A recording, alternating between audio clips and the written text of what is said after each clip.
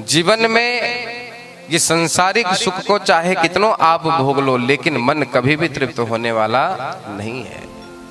जब तक मन जगत में लगा हुआ है तब तक मन कभी तृप्त नहीं होगा, लेकिन जिस दिन मन जगदीश में लग जाए।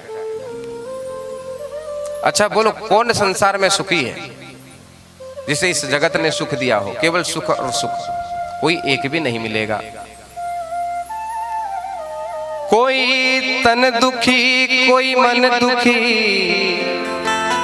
कोई धन बिनु रहत उदास।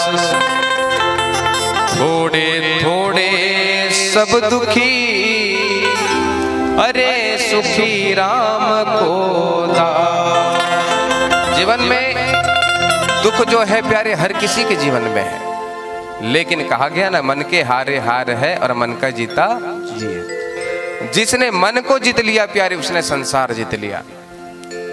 हमारे सुख और दुख का कारण यदि कोई है तो मन है, और इस मन को यदि जीतना है तो केवल 4 बातों का ध्यान रखो। पहला है अपने मन से लालसा को कम करो। ये जो लालसा है ना, धन पाने की लालसा, पद पाने की लालसा, बड़े बनने की लालसा, अमीर बनने की लालसा, जब तक इस लालसा के चक्कर में पड़े रहोगे तब तक ये मन तुम्हें बार बार दुख देगा। आजमा लो अपने जीवन में। दूसरा बोले मोह। मोह का अर्थ होता है मोहते मोर तोड़ते माया। मेरा और तेरा का भाव, ये मेरा है ये तेरा है, ये भी एक दुख का कारण बनता है। यदि मोह से अपने मन को हटा लिया कि भाई सब कुछ ईश्वर का है, बनाया तो उसी ने है।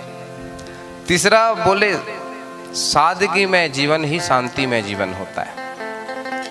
जितना आप दिखावे के चक्कर में फंसोगे, आजकल विवाह होते हैं ना, दिन ब दिन विवाह के बजट बढ़ते जा रहे हैं। आप देखो, एक समय था घर में बढ़िया कुछ नहीं, जाम के पत्ते ऊपर में बिछा देते थे लोग, और उस ठंडी छांव में बैठकर सुंदर विवाह हो जाया करता था।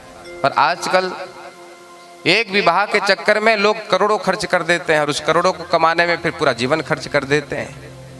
तो आडंबर में जीवन से जीवन को हटाकर यदि आप सादगी में जीवन अपना लेते हो तो सादगी में ही शांति है प्यारे। और चौथा बोले सेवा।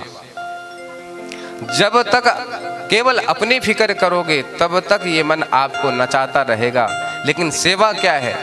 दूसरों की फिक्र करना, दूसरों के निमित्त जीवन को नियोजित करना। जब जीवन में सेवा को आप शामिल कर लोगे प्यारे, तो फिर यही मन तुम्हारे लिए सुख का कारण बनेगा। कपिल भगवान ने कहा कि देखो मैया, एक ताला के एक चाबी होते हैं। अब चाबी को इधर मोड़ो तो ताला बंद हो, और उधर मोड़ो तो ताला खुल जाता है।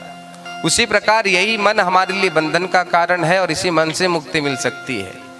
चेतः खलवश्य बंधाय मुक्तये चात्मनो मतम, गुणेषु शक्तं बंधाय रतं वा उनसे मुक्तये। अच्छा प्यारे, एक बात बताओ, ये तन आपका है? बिल्कुल महाराज हमारा है। इसीलिए तो जब आप हाथ से कहते हो उठने को तो हाथ उठता है या नहीं? मुख से कुछ कहना चाहते हो तो मुख बोल उठता है, आंख से कुछ देखना चाहते हो तो आंख भी देख लेता है। लेकिन जब 4-5 दिन आप खाना पीना छोड़ दो, अब तन को खुराक ही नहीं मिला, अब हाथ से कहो कि इस बड़े पत्थर को उठाओ, तो हाथ उठा पाएगा?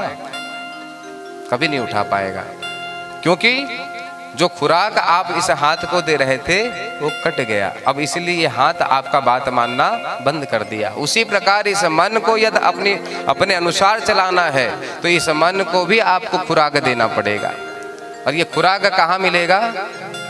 ऐसे सत्संग में, भागवत में, राम की कथा में। ये मन का खुराक है प्यारे।